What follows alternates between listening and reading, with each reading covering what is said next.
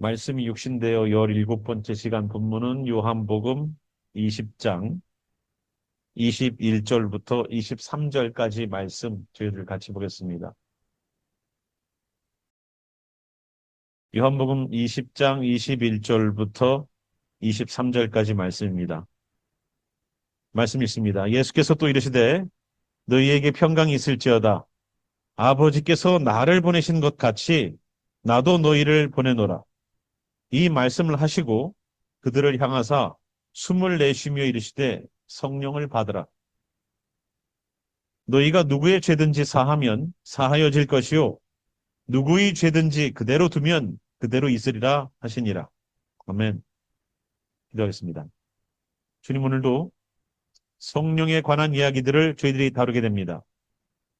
이 성령님이 어떠한 일들을 하셨으며 성령님이 어떠한 분이신지에 대하여서 성경이 뭐라고 하는지를 정확하게 배워서 잘못된 성령에 관한 그 가치관들이 바뀌어져 나가게 하여 주시옵소서.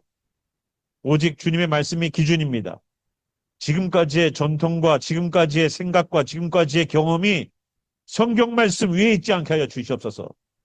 오늘도 이 말씀 함께 나눌 때에 진리의 성령님이 바르게 깨닫게 하실 줄 믿으며 살아계신 우리 구주 예수와 이름으로 기도하였습니다. 아멘. 성령님에 대한 컨셉들을 여러분들이 갖고 계신 컨셉들이 많이 있으실 거예요. 그런데 얼마만큼 잘못되어 있는지 성령에 관한 이야기 저희들 중요하게 들여다보고 있습니다. 지난 시간에 우리가 성령에 관한 이야기들을 하면서 성령님이 주시는 것은 약속이다라고 말씀드렸어요. 믿는 자에게 주시는 약속이에요. 내가 믿는다고 말을 하면 성령의 사람으로 당연히 성령을 받아야 되는 거예요. 아닙니까? 예수님을 믿으면 당연히 성령님 받는 거예요. 나는 예수님을 믿는데 성령님이 계신 거는 모르겠어. 그러면 그거는 내가 인지하지를 못하고 있거나 내가 성령님의 인치심을 받지 못하고 구원받았다라고 스스로 생각하는 자기 최면 걸고서 그냥 교회 다니는 거예요. 나는 구원받았어. 왜? 나는 교리 공부했거든. 나는 이런 공부의 과정들을 마쳤거든. 나는 어릴 적부터 교회를 다녔거든. 나는 예수님을 믿는 내 마음이 뜨거워졌던 적들이 있었거든. 그런 것들로다가 다 대체해서 내가 마치 믿고 있는 것처럼 스스로를 최면 걸고 교회를 다니는 분들이 얼마나 많은지 몰라요. 제가 말씀드렸잖아요. 성령님의 인치심을 받은 사람들은 어떻다고요? 지난 시간에 보니까 말씀에 대하여서 따른다고 그랬어요. 말씀을 따릅니다. 그러나 인치심이 없는 사람, 성령이 없는 사람은 어땠다고요? 말씀 따르지 않아요. 기도 안 합니다. 말씀 안 봅니다. 그게 증거입니다. 그래서 나는 내 일상생활에서 그냥 열심히 살다가 교회 가서 예배 드리면 되지. 이거 누구 생각일까요? 나는 일주일 동안 밥을 한 번도 안 먹고 있다가 주일날 교회 가서 밥을 열심히 먹어야지. 이런 생각하는 사람은 한 명도 없습니다. 일용할 양식으로 먹으라고 큐티를 여러분 책을 나눠드렸고 그 말씀을 가지고 기도하시고 그 말씀을 붙잡고서 여러분들의 신앙에 오늘의 만나처럼 먹고 가라고 우리는 교회는 큐티 생활을 하게끔 하셨어요. 근데 이 큐티 생활마저도 제대로 굴러가는 것 같지가 않아요. 한 지가 벌써 4, 5년이 아니라 벌써 몇 년이 됐는데 큐티가 일상화되어 있지 않은 어거지로 하는 진짜 그분들은 하지 말아야 되는 분들인데 예 그러신 분들이 계신 것 같아요. 빨리 얘기하세요. 그런 분들은. 아, 나는 큐티가 하나님의 말씀으로 나는 살기를 원하는 마음은 있지만 하나님의 말씀이 내 안에 들어가는 것을 나는 원하진 않아 하는 그런 신앙 고백으로 저는 생각하겠습니다. 오늘 우리 본문의 제목은 성령을 받으라고 말씀하신 이유에 대해서 한번 생각해 보길 바래요. 왜 예수님이 부활하셔서 제자들을 만나시는 그 첫 자리에서 성령을 받으라고 말씀하셨을까? 예수님이 이 땅에 오시자마자 하셨던 첫 번째 메시지가 뭐였습니까? 이 땅에 선포하신 첫 번째 공생의 메시지가 뭐였습니까?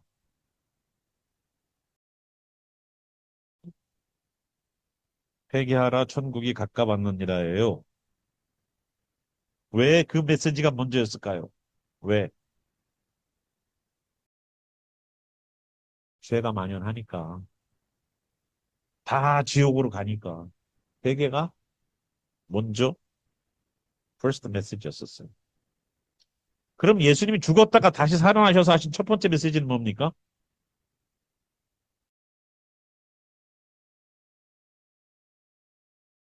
평강이 있을지어다부터 시작하는 거예요. 평강이 있을지어다. 오늘 본문의 21절부터. 왜 성령에 관한 이야기를 하면서 오늘 본문을 잡았는가? 사도행전이 아니라.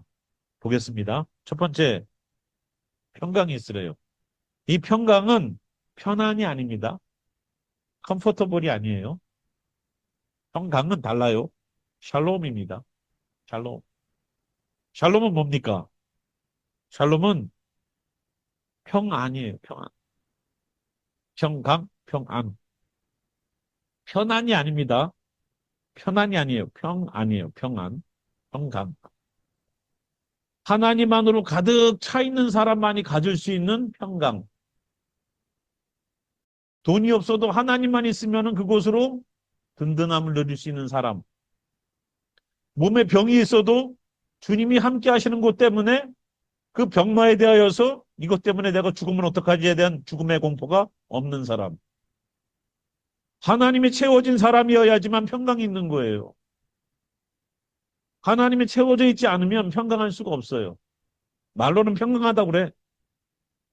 말로는 평강하다고 그러는데 주변 사람들에게 짜증을 내.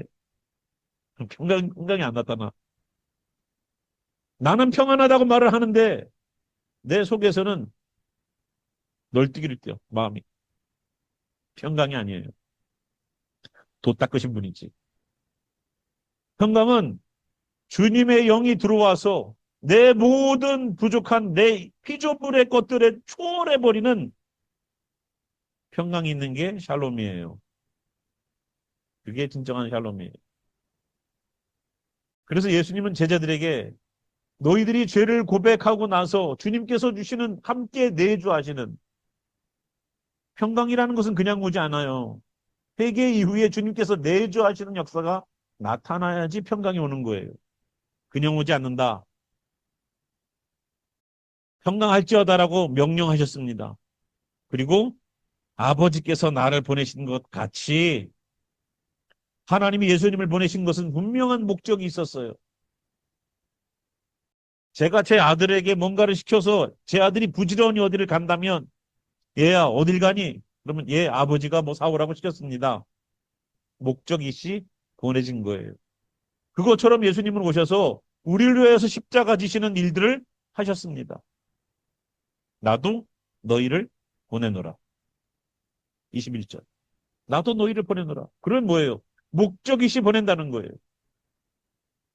여러분 12제자를 세워놨을 때 12제자에 대해서 제자 12명의 이름이 나왔을 때에 거기에 분명히 나와 있습니다. 그들을 사도라고 불렀다고. 사도. 제자라고 안 부르고 사도라고 하신 이유는 분명히 있습니다. 제자와 사도는 달라요. 제자는 말씀을 배우는 사람으로 끝나는 사람이고 사도는 그 배운 것을 가지고 보낸 바 되어서 무언가 주인의 무언가 스승의 그 임무를 완수하기 위해서 보낸 바 되는 사람들이 바로 사도입니다. 그래서 예수님은 처음에 뽑을 때부터 제자들이라고 말을 했지만 그들을 사도라고 불렀어요. 그러면 예수님이 제자들을 사도로 나도 너희를 보내노라라고 말을 한다면 만약에 지금 이 시대에 성도들에 대해서 저에 대하여서 여기 있는 모든 사람들에 대하여서 우리는 제자입니다라고 말을 한다면 우리는 다시 뒤집어서 말을 할 줄 알아야 돼요. 우리는 뭐다?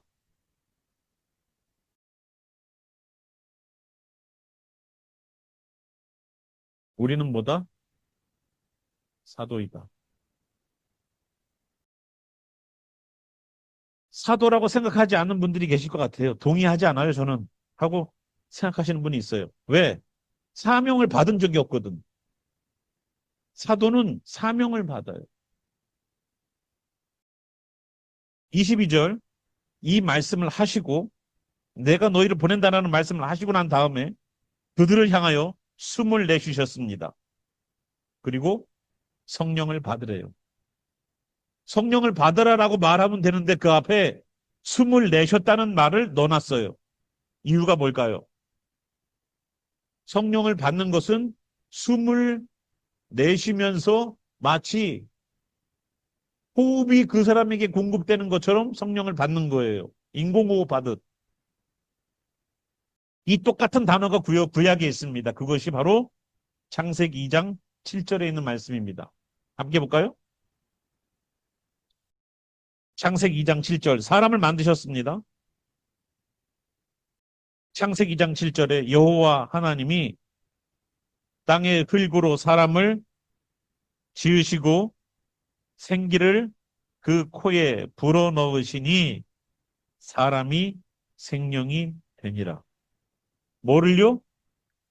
생기를 그 코에 불어넣으시다라고 말을 할 때 그 불어넣으셨다는 거예요. 사람이 하나님의 영과 교제할 수 있을 만한 그러한 생명력을 갖고 있는 그런 특별한 존재로서의 어떤 일들 앞에 여기 있는 성령도 그냥 교회 다니는 사람이 아니라 성령을 받는 사람들을 만들어내기 위해서 숨을 내셨다는 거예요. 예수님은. 그냥이 아니에요. 그러니까 숨을 내셔서 성령을 받는 것처럼 하나님이 공급하셔서 그 사람이 생기가 들어가 생명이 되는 것처럼 예수님을 믿는 사람은 그냥 교회 다니는 사람이 아니라 성령을 받고 움직이는 사람이 되어야 돼요. 근데 성령 없이 교회 와서 앉아 있잖아요, 우리는. 그죠? 그러니까 교회가 문제가 생기기 시작하는 거예요. 그러니까. 교회가 문제가 생기는 가장 근본적인 원인, 신앙이 자라지 않는 근본적인 원인, 인격이 변하지 않는 근본적인 원인, 다 뭐라고요? 성령이 없기 때문에 그래요. 한두 번 은혜 받은 걸 가지고 은혜 받은 것처럼 신앙생활 할 수 있어요. 그러나 지속이 안 돼. 성령을 받은 사람은요, 지속성이 있어요. 지속성. 언제까지? 언제까지? 영원히. 죽을 때까지라고 누가 그래요? 영원이라고, 영원이라고.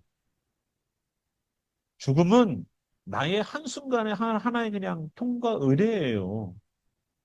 영원하다고 분명히 지난 시간에 우리 성령에 대해서 얘기할 때 성령이 임재하시면 너희가 영원히 함께하겠다라고 말씀하셨지 않습니까?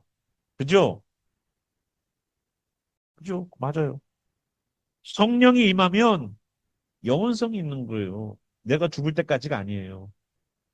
그래서 예수님은 숨을 내쉬면서 성령을 받으라는 얘기를 예수님의 제자들에게 부활하시고 하신 메시지 가운데 가장 중요한 메시지 중에 하나가 바로 성령을 받으라는 거예요.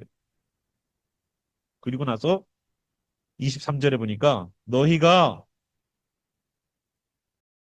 누구의 죄든지 사하면 사하여질 것이요.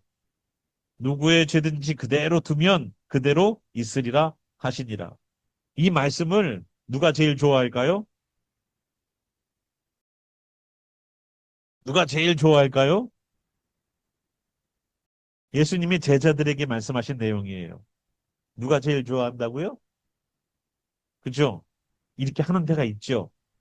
너의 죄를 사하노라 성부와 성자와 성령의 이름으로 성경 10번 읽으세요. 헌금 얼마 하세요? 봉사활동 얼마 하세요? 누가 그래요? 안 다녀보셨어요? 좀 여러분 한 몇 달간 좀 다녀보세요 좀. 그래야지 말지.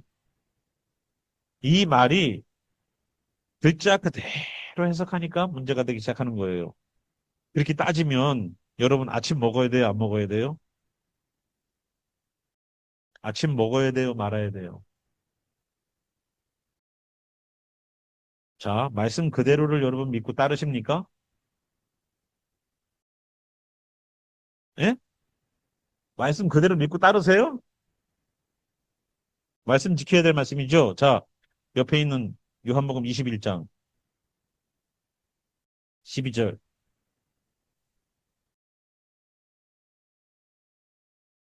뭐라고 되어 있습니까?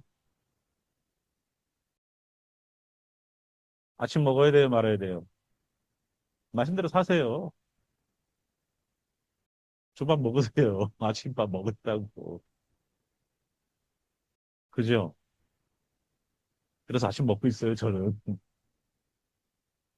혹시라도 와이프가 안 챙겨주면 왜 말씀대로 안 사냐고 남편들은 따져야 돼. 본문의 말씀이 이거예요.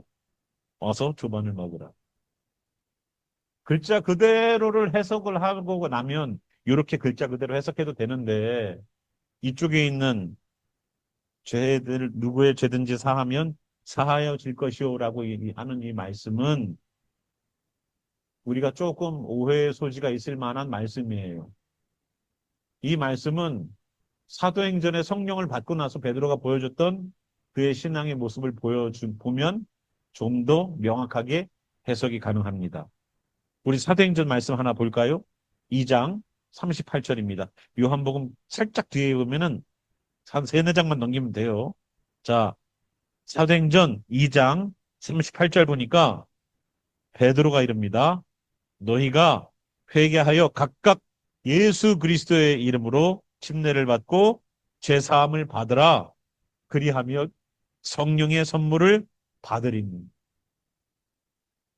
베드로가 죄를 사해 준 능력이 있는 게 아니에요. 베드로는 회개해라. 그러면 너희들이 죄 사함을 받게 될 것이고 그러면 너희들이 여기 있는 것처럼 성령을 선물로 받게 될 거야. 라는 얘기를 해주는 거예요. 다시 본문으로 돌아옵니다. 그러면 너희가 누구의 죄든지 여러분 사해지려면 회개하십시오. 그러면 사하여질 것입니다라는 메시지가 여기엔 들어가 있는 거예요. 베드로가 당신의 죄를 사하겠소. 그러면 이 사람의 죄가 사해지는 게 아니란 말이에요. 누구든지 죄를 그대로 두면 그대로 있으리라라고 막 회개하십시오라고 말했는데 그 사람이 회개하지 않아요. 그러면 어떻게 돼요? 그 사람은 그대로 죄악 가운데 있는 거예요. 그러나 외쳐야 될 메시지에 그 일들은 누가 해야 된다? 하라는 그게 우리의 뭐다? 그게 우리의 뭐다? 사명이라는 거예요. 사명. 그게 우리의 미션이에요. 그것 때문에 성령을 받으라는 거예요. 성령을 받고 나서 베드로가 보였던 행동들을 보면 아, 성령을 받고 나서 해야 되는 우리들의 일들은 은사 나타내는 게 목적이 아니라 예수님을 믿게끔 회개시키는 것이 목적이구나라는 것을 아시라고요. 성령이 오셔서 우리에게 예수님께서 숨을 내쉬면서 성령을 받으라고 말씀하시고 그 뒤에 성령을 받고 난 뒤에 그들이 해야 될 사역에 대한 이야기를 하세요. 그게 23절이에요. 사명이 있으시면 성령의 사람은 사명이 생겨요. 성령의 사람은 사역이 생겨요. 그것이 목사님만 얘기하는 게 아닙니다. 여러분이 성령으로 한번 은혜 받은 적 있으시죠? 나는 평생 은혜 받은 적이 없다라고 말씀하시는 분들은 이해가 안 되시겠지만 내가 말씀에 은혜를 받고 주님께서 성령으로 내 마음 가운데 역사하셨던 것을 내가 경험한 적이 한 번이라도 있으신 분들은 성령의 인도하심 속에 뭐가 생기냐면 각오와 결단이 생겨요. 그 내가 마음 먹어야지가 아니라 주님께서 떠오르게 하시는 생각이 주님의 결단이고 마음이고 각오예요. 그래서 그 성령을 받은 사람은 그래서 사명과 사역을 하게 됩니다. 그러니까 사역과 사명을 감당하기 전에 뭘 먼저 받아야 돼요? 성령을 먼저 받아야 돼요. 성령. 성령은 어떻게 받는다고 그랬죠? 지난 시간에 배웠는데 기도 많이 해서 받죠. 그죠? 한 열흘 정도는 금식하면서 막 기도해야 되는데 그지? 기도원에 가서 그냥 나무 뿌리 잡고 기도해야 되는데 그지? 한 두 뿌리 정도 뽑아야지 성령을 받을 텐데 정말로 그렇게 성령을 받는 겁니까? 성령은 어떻게 받아요? 예? 성령은 사도행전 사도행전에 또 나와요. 성령을 어떻게 받는다? 5장 32절. 5장 32절 사도행전. 성령을 받기 위해서 기도하지 말라는 얘기가 아니에요. 그러나 우리는 이 일의 증인이요. 하나님이 자기에게 어떤 사람들? 순종하는 사람들에게 주신 성령도 그러하니라.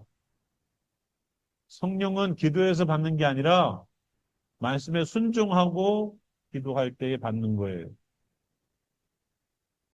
말씀에 순종함 없이 기도만 열심히 한다. 그러면 그 사람 성령 받아야 안 받아요? 뭔가를 받긴 받아요. 근데 그게 주님의 The Holy Spirit은 아닐 거예요. 더는 빠지고 스피릿이 올 거예요. 더는 빠진 스피릿. 그게 뭐예요?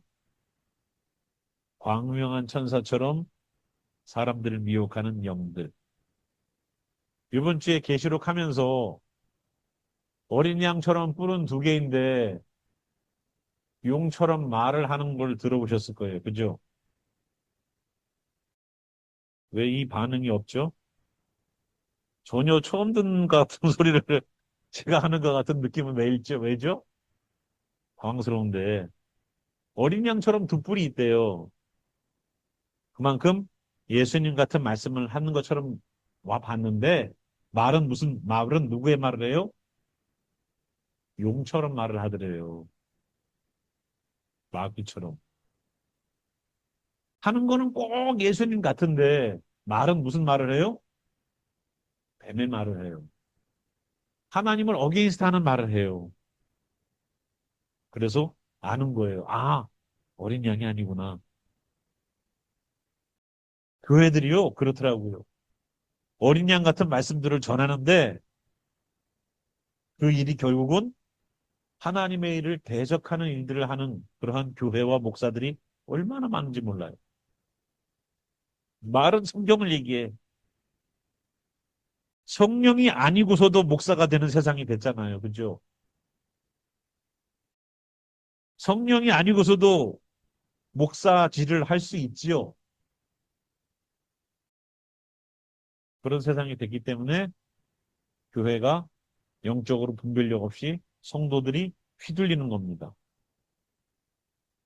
제가 이번 주에 땡스기빙이어서 집에서 있는데 유튜브에 찬양을 들으려고 그러는데 대강절 찬양이 올라오더라고요. 대강절이 뭔지 아시는 분? 대강절 나는 안다. 그냥 대강하는 절이에요. 예수님께서 크리스마스 때 오시는 것을 한 달 전부터 준비하는 과정이래요. 대강림하셨던 그거를 준비하는 험불한 마음으로 아기 예수를 준비합시다 그러는데 언제부터 성경에 나와 있는 일곱 절기는 안 지키면서 사순절, 대강절은 인간이 듣도 보도 못한 성경에 나와 있지도 않은 것을 만들어 놓으면서 그거를 지키자고 얘기를 할까? 네. 요한계시록을 여러분 공부하시면서 느끼시는 게 뭐가 있습니까? 말씀이 패해지는 것을 여러분 못 느끼세요? 요한계시록에 보면은 성경에 있는 말씀들을 그대로 가지고 살게끔 하는 것이 아니라 성경에 있는 말씀들을 따라서 사는 사람들에 대한 핍박이 오고 그것이 잘못이다라고 얘기한다는 그 무리가 마지막 때에 적그리스도라는 것을 성경은 얘기해 주는 것이 보이지 않습니까? Antichrist. 여기 성령의 사람이 되지 않으면 어떠한 문제가 발생하는지를 우리가 좀 아셔야 됩니다. 그래야지 예수님이 왜 성령을 받으라고 얘기하셨는지를 알 거 아니에요. 왜 그냥 부활하신 예수님께서 너희들 잘 있었니? 내가 다시 살아났으니까 우리 다시 한번 복음을 증거하러 나가자라고 말씀하지 않으시고 성령을 받으라고 말씀하셨을까? 왜? 왜? 이 성령의 사람이 되지 않으면은 누가 되니까요? 육신의 사람이 되니까 주님은 그걸 아시는 겁니다. 사도 바울은 로마서에 그 말들을 적어놨어요. 육신의 생각과 성령의 생각. 그죠? 그래서 육신의 생각은 성령을 거스러요. 거슬러. 그래서 육신의 생각, 성령을 받지 않는 사람들의 행동과 태도와 그 결론이 어떻게 되느냐? 자기중심적으로 생각합니다. 기도가 아니라 자기 판단과 기준이에요. 기도를 한다 하더라도 그 밑 바탕에는 내 생각을 이미 깔아놓고 기도가 시작돼. 그러니까 문제가 생기기 시작하는 거예요. 내 중심으로 기도하기 때문에 모든 기도의 끝에는 내 행복이 결론이에요. 주님 병 낫게 해주세요. 왜? 아프니까. 내가 행복하게 사는데 지장이 되거든요. 그게 하나님의 영광과 전혀 상관이 없어요. 병이 나아도 그것이 영광으로 연결되는 케이스를 많이 못 봤어요. 하나님 돈 문제 해결해 주세요. 하나님 이 문제 해결해 주세요. 저 문제 해결해 주세요. 문제가 해결됐어. 그게 하나님의 영광과 연결이 되는 케이스를 내가 본 적이 별로 없어요. 근데 기도 부탁은 들어와요. 하나님의 영광과 상관이 없는 데에 기도 제목들이 사용되고 하나님의 영광과 상관이 없이 내 기도들이 사용되고 있다면 우리는 잘못 방향을 잡은 겁니다. 성령 없이 산다는 것은 바로 이런 거예요. 바로 이런 거라고요. 자신의 위로, 교회 가면은 위로받기를 그렇게 원해. 교회 가면은 그렇게 내가 원하는 소리를 듣기를 원해. 교회는 어떤 곳이라고 말씀드렸습니까? 내가 듣고 싶은 소리를 들으려고 오는 데가 아니라 내가 들어야 되는 소리를 들어야 되는 데가 교회예요. 예수님도 말씀하셨어요. 비단 옷 입고 좋은 옷 입은 사람을 보길 원하느냐? 아, 왕궁에 가. 듣기 좋은 소리를 원해? 아, 다른 사람 찾아가. 여기는 그런 데가 아니니까. 자기 합리화에 빠져서 성령 없이 자기 합리화에 빠져서 형편과 하정이 이렇습니다라고 자기를 포장하게 급급해. 말씀대로 못삶에 대한 회개는 없이 포장하게 바빠. 제가 이래서요. 제가 저래서요. 이래서요, 저래서요. 남편 핑계, 아내 핑계 대면서 빠져나가. 그 남편과 아내가 나를 구원할 수 있으면 그렇게 하세요. 남편과 아내가 자식이 내가 가지고 있는 형편과 사정이 나를 구원시킬 수 있다면 그렇게 사시라고요. 그러나 그들이 내 머리카락 하나도 흰 머리를 검게 하지 못하는 능력이라면 주님을 따르세요. 예수님도 누가 내 가족이냐? 누가 내 형제요? 누가 내 자매냐? 어떻게 보면 굉장히 이런 쌍놈을 봤나라고 말을 할 정도로다가 예수님 그렇게 말씀하셨어요. 그러나 예수님의 개념은 완전히 달라요. 어차피 이 땅에서 가족이라고 해서 핏줄이 이어지는 가족일지라도 하나님 나라 가면 완전히 다른 가족으로 만들어지기 때문에 이 땅에서 길게 살아봤자 부모 밑에서 키워봤자 20년, 30년이에요. 그 이후에는 각자 인생이에요. 그들이 나를 구원시키지 못한다면 그들을 믿고 내 영혼을 맡겨요? 그들의 결정에 내 인생의 신앙의 결정들을 맡겨버려요? 어리석은 자들이요. 성령이 없으니까 그러는 거예요. 내가 무엇을 붙잡아야 될지를 모르는 거예요. 내가 신앙을 붙잡는 데 있어서 세상이 방해하고 사람이 방해하고 가족이 방해하고 부모가 방해하고 아내와 남편이 방해를 한다면 과감하게 이혼하세요. 과감하게. 붙잡고서 지옥 가는 것보다 훨씬 나아요. 우리가 내 눈이 범죄하거든 눈을 뽑아버리래요. 내 손이 범죄하면 손을 끊어버리래요. 그래도 천국 가는 게 낫다는 거예요. 하물며 내 육신을 뽑아버리고 내 손가락, 발가락을 잘라내면서 죄악을 끊어내려고 하는 몸부림이 있다면 사람 하나 끊어내는 게 뭐가 어려워.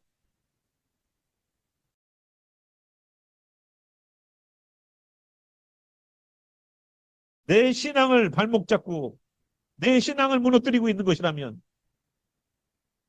어찌 그런 사람들과 함께 멍에를 같이 맬 수 있겠습니까? 소 두 마리가 멍에를 같이 메고 밭을 가는데 한 마리는 세상적으로만 살아가. 한 사람은 신앙 안에서 살아보려고 해. 어찌 이 두 소가 밭을 갈겠냐 이거예요. 못 갈아요.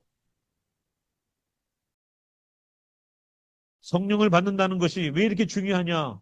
예수님이 이렇게 말씀하신 이유가 엄청난 결과들을 만들어내기 때문에 그렇습니다. 여러분 적그리스도라고 우리 적그리스도. 야, 누가 적그리스도지? 계시록을 보니까 누가 적그리스도일까? 적그리스도는 요한이 얘기했어요. 근데 요한 계시록이 아니라 요한 1서, 요한 2서에 나와 있어요. 그런데 그 적그리스도라고 말을 하는 그 단어의 헬라어적 원어를 보니까 제가 첫 번째는 적대시하는 그리스도를 적대시하는 그런 사람. 그게 적그리스도래요. 두 번째 해석. 저는 이 말이 더 적그리스도의 모습 같아요.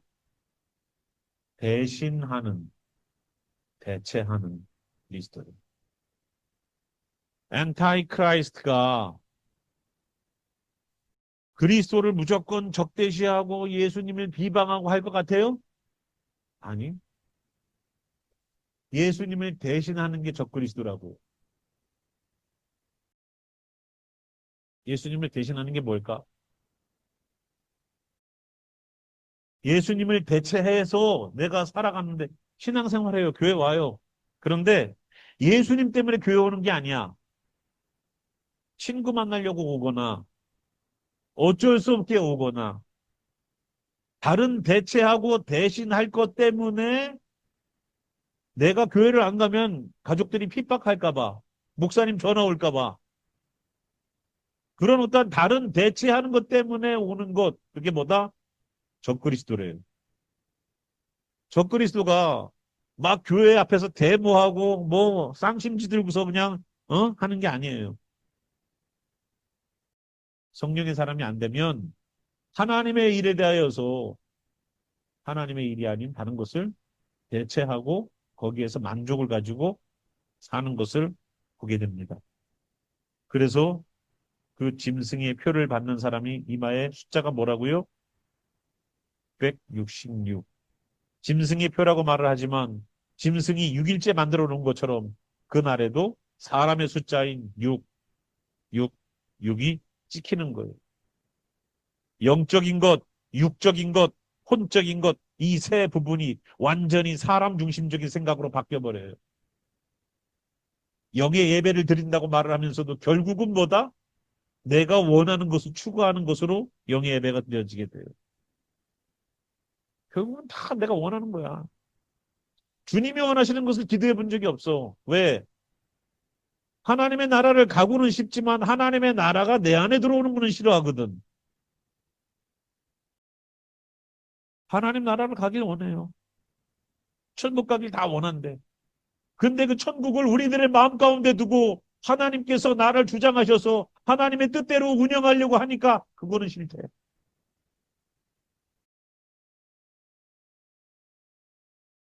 말이 안 되는 거죠. 여러분 성령님에 대해서 얘기하면 얘기할수록 우리들이 근본도 없는 우리들의 신앙들이 드러나지 않습니까? 여러분 이 말씀을 여러분 생각해 보십시오. 계속 이 말씀을 다루면 구원 얻을 자가 없을 정도로다가 바닥이에요, 신앙들이. 그러면 우리는 여기에서 두 가지 선택을 해야 돼요. 아, 나는 그냥 이렇게 살래 하고 포기하는 사람. 또 하나는 그래, 이 말씀이 그렇게 말씀하셨으니 이 말씀대로 나를 고쳐 나가야지. 선택은 우리의 몫입니다. 선택은 우리의 몫이지만 하나님의 일들을 현장에서 경험하고 하나님의 일들을 체험하면서 내가 죽는 그 순간까지 주님과 함께 동행하려면 성령 받으세요. 성령 없이 주님의 일들을 하지 마십시오. 그것이 어떠한 것이든. 성령 받지 않고서 기도하지 마십시오. 그 기도, 그 행동, 그 태도, 오히려 주님의 일들을 무너뜨리는 일이 될 겁니다. 신앙이 있는 것처럼, 다른 사람 배려하는 것처럼, 이해해 주는 것처럼 얘기를 해도 그 마음 한구석에서는 성령님의 마음이 아니에요. 다 자기 이익이지. 성령 없이 일하는 것은 결국은 마귀의 일이 될 겁니다. 지금 당장은 안 그렇게 보여도. 이게 얼마나 무서운지 몰라. 성령의 이야기가 하루하루 저희들이 계속 나갈 겁니다. 예수님도 사마리아 여인에게 말씀하셨을 때에 예배에 관한 이야기를 할 때에도 영과 진리로 드리는 자를 하나님이 찾으신대요. 여기서 말하는 영은 성령이에요. 예배도 성령, 내 인생의 결정도 성령, 모든 것에 성령이 들어가 있어야 되는데도 불구하고 우리는 성령을 쏙 빼놓고서 그냥 교회만 다니고 있다면 그냥 식사만 하러 오시는 거라고 저는 생각하겠습니다. 아, 저분은 식사만 하러 오시는 분이구나 라고 생각할게요.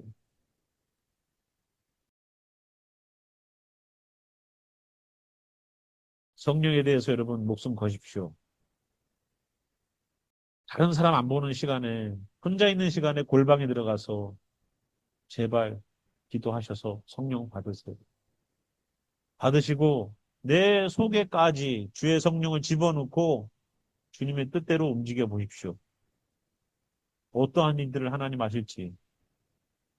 성령은 밖에다가 세워놓고 나는 계속 교회 생활하고 신앙 생활하고 신앙의 짬밥만 키워가고 있으면 나중에 뭐가 되는지 아세요? 괴물이 돼요. 괴물. 성령의 사람이 돼 있는 게 아니에요. 괴물이 돼 있어요. 요한계시록에 짐승들 올라오죠? 그 짐승들이 뭐일 것 같습니까? 그 짐승들이 어디서부터 잘못했을 것 같아요? 마귀의 하수인이 되는 타락한 천사들은 무엇 때문에 그렇게 됐을까요? 성령이에요. 성령은 예수님의 영이에요. 성령은 하나님의 영이에요. 그래서 받으라고 하셨던 거예요. 받으라고. 그렇지 않으면 하나님의 일을 무너뜨리니까. 무너뜨리니까. 결국은 교회를 무너뜨리고 가정을 무너뜨리는 일들을 할 거니까. 성령이 아니면. 그래서 우리는 나를 세우고 성령의 충만까지도 아니에요. 성령을 받으세요. 성령을 받는 것은 온전한 회개밖에 없다라고 지난 시간에 말씀드렸습니다. 회개 대충 하지 마시고 뿌리를 뽑을 때까지 한번 회개의 자리에 한번 서보세요. 나 혼자 있을 때 내가 기억나는 죄부터 한번 입으로 얘기해 보세요. 입으로. 다른 사람 앞에 가서 또 입으로 얘기했다가 또 꼬투리 잡히지 말고. 정말로 내 안에 있는, 나만 알고 있는 내 심령 깊은 곳에서 있는 그 죄들에 대해서 나 이거 잘못했습니다라고 내 귀로 들을 수 있도록 얘기해 보세요. 그것이 하나가 두 개가 되고 두 개가 세 개가 되고 열 개가 되고 백 개가 된다면 그 내가 말하는 그 자리에서 회개가 뭔지 경험할 수 있을 겁니다. 방언을 못 하시는 분들에게 어떤 교회 갔더니 랄랄랄라 연습을 시키더라고요. 제가 어떤 부흥 집회를 갔더니 그 강사 선생님이, 강사 되시는 목사님이 방언을 못 하시는 분들은 손 들어보시라고 그래갖고 손들을 이렇게 드니까 나오시래. 앞줄에 쫙 앉히더니 랄랄랄라 하세요 그러더라고. 더 빨리 하세요 그러더라고. 더 빨리. 혀가 꼬이기 시작하는 거예요 사람들이 막. 이게 방언이에요. 성령의 은사까지도 잘못된 방식으로 풀어져 나가고 있어요. 성령님은 랄랄라 시키려고 온 게 아니에요. 성령님은 정말로 여기 있는 것처럼 죄에 놓여 있는 사람들을 끄집어내어서 하나님 나라 데려가려고 하는 그 사명을 이루시기 위해서 성령을 받으라고 하셨던 거라고 오늘 본문에서 우리는 다시 봤습니다. 죄사하는 문제, 성령님이 관여하셔야 돼요. 죄사하는. 성령의 문제는, 내 죄사함의 문제는 누가 관여해야 된다? 성령님이 관여하셔야 된다. 그거를 놓고서 기도하셔서 성령의 사람이 되십시오. 그러면 우리들의 예배의 퀄리티는 오늘하고 완전히 다를 겁니다. 저희 교회 반 이상이 초신자분들이시에요. 그래서 우리는 교회의 찬양이 작아요. 이 정도 인원이면 사운드가 굉장히 크게 나와야 되는데 소리가 작아요. 저는 이해해요. 그런데 성령을 받잖아요. 그럼 절제가 안 돼요. 이게. 내 안에 있는 주님의 성령이 나를 증폭시켜요. 제가 말씀드렸잖아요. 이번에 병원 가서 봤더니 성대가 결절이 생겨 있다. 못하고. 그래도 목소리 아끼지 않아요. 한 번 쓰고 일주일간 약 먹으면 되잖아요. 그죠? 그래서 열심히 주님의 사역을 하십시오, 여러분들도. 한 번 살다가는 인생이에요. 주님 앞에 갔을 때 잘했다. 이거 한마디 들으려고 하는 거 아니에요? 그거 잘했다는 그 말 한마디가 얼마나 큰 힘이 되겠습니까? 잘했다. 내가 봤다. 저는 그 말 한마디 듣기 위해서 오늘도 여러분과 함께 말씀 나눠봤습니다. 성령의 사람들이 되셔서 우리 천국 다 갑시다. 천국 가려고 그러는데 너희들 안에 내용이 없구나라고 말씀하신다면 참 그거야말로 난감하지 않겠어요?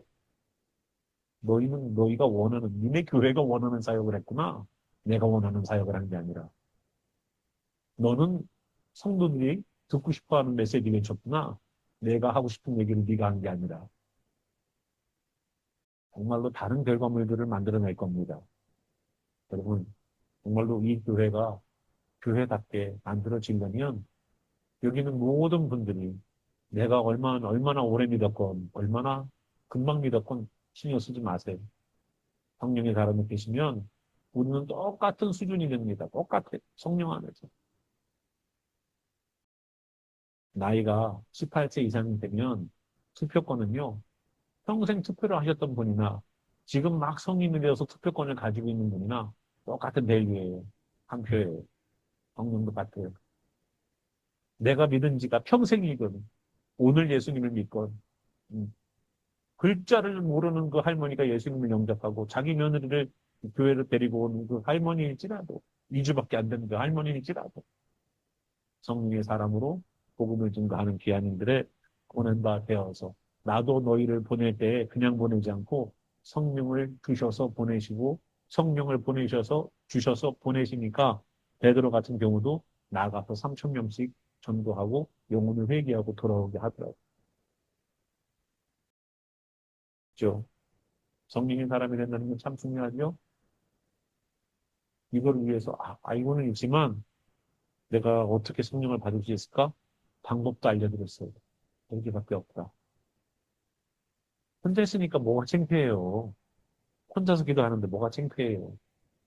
가족들이 뭐라 그러면은요, 샤랍 하놓고서 기도해요. 음. 그래서 정말로 내가 주님과의 독대의 시간을 충분히 회개의 시간으로 만들면 나를 변화시키는 주님을 경험할 수 있을 겁니다. 내가 변하잖아요. 교회가 변해요. 가정이 변해요. 그 변화됨의 공동체가 되어야지만 우리는 그때부터 어떻게 된다? 사역을 하는 거예요. 지금 우리 사역하는 거 아니에요. 그죠? 우리 사역하고 있어요? 안 하고 있어요? 나는 교회 오는 게 사역이에요. 예. 우리가 사명이라는 것이 생기게 할 거예요, 주님이. 사명이 생기게 하실 거예요, 사명. 아, 내가 이거를 해야 되는 거구나. 성령의 사람이 되면요, 뭐가 생긴다? 사명이 생겨요. 하나님이 나에게 이거를 원하시는구나. 그러면 그 사명을 감당하기 위해서 사역이 시작되는 거예요. 아, 이 사명을 감당하기 위한 구체적인 방식, 사역이 시작되는 거예요. 사명들을 다 받으셔서 성령으로 그 사명들을 감당하시고 사역을 감당하시기 바랍니다.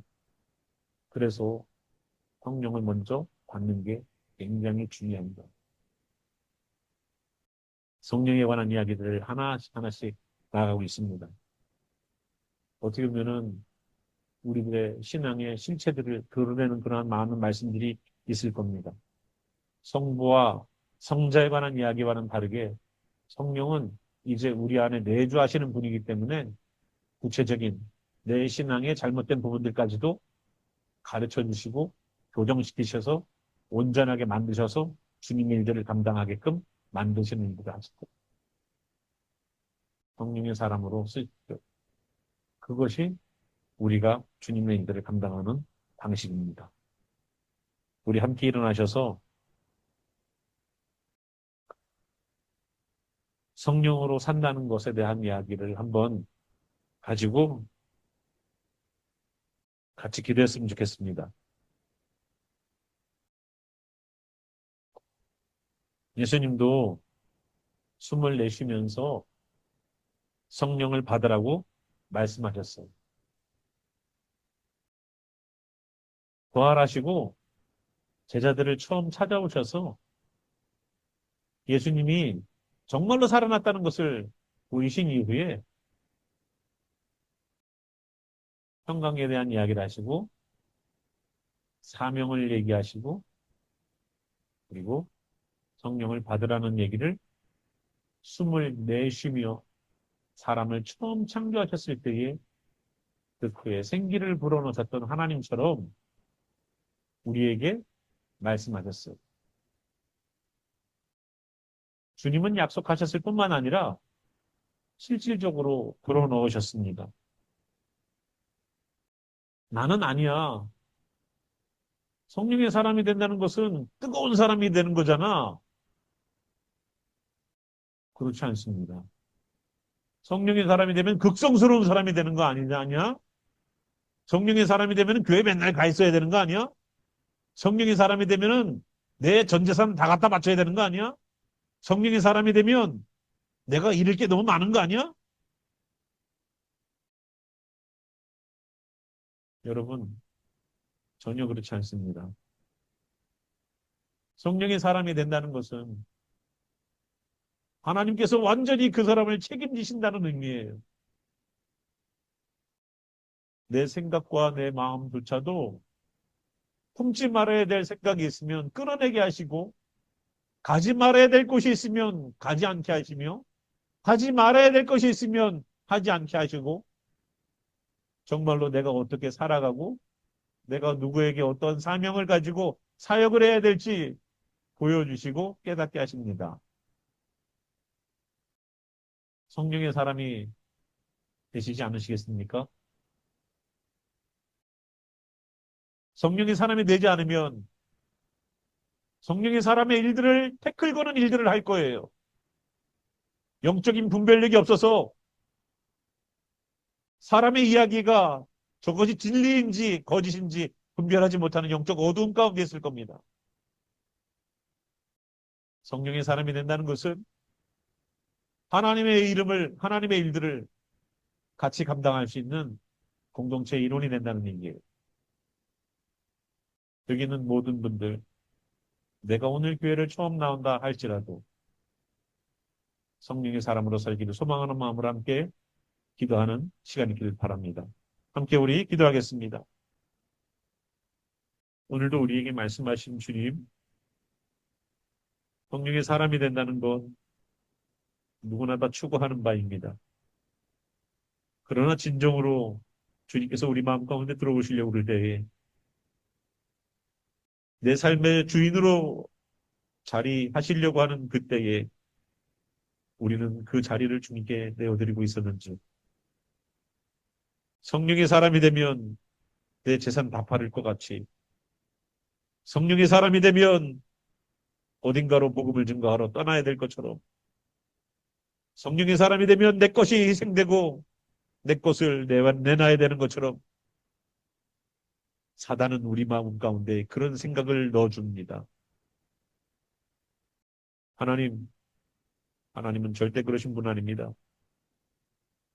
설령 내가 그런 일을 한다 할지라도 그때 하나님께서는 우리를 향한 예비된 일들을 하실 겁니다. 하나님, 오늘도 여기 있는 하나님의 사람들, 성령의 사람이 되지 않으면 적그리스도가 됩니다. 주님의 일을 방해하고 주님의 일을 무너뜨리고 주님의 일에 대하여서 동조하지 않습니다. 성령의 사람이 되어서 주님의 일들을 감당할 때에 영혼들이 돌아오는 그 귀한 일들에 사용되게 하시고 내가 무엇을 해야 될지 사명이 무엇인지를 알게 하시는 주님을 경험하게 됩니다.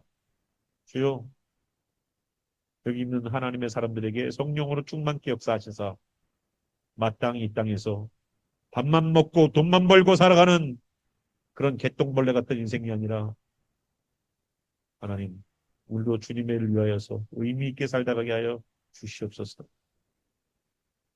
오늘도 구원의 계획을 가지고 보내신 하나님의 그 계획하심과 예수 그리스도께서 하나님 나라로 가시고 우리들에게 보내주신 그 예수님의 영과 성령님이라고 말씀하시지만 결국은 하나님의 영이요 예수 그리스도의 영인 성령님의 임재하심이 성령의 충만한 바 되어 살기로 몸부림쳤던 하나님의 아들과 딸들에게 지금부터 영원히 함께 내주하시기를 살아계신 우리 구세주 예수와 이름으로 축원하며 기도합니다.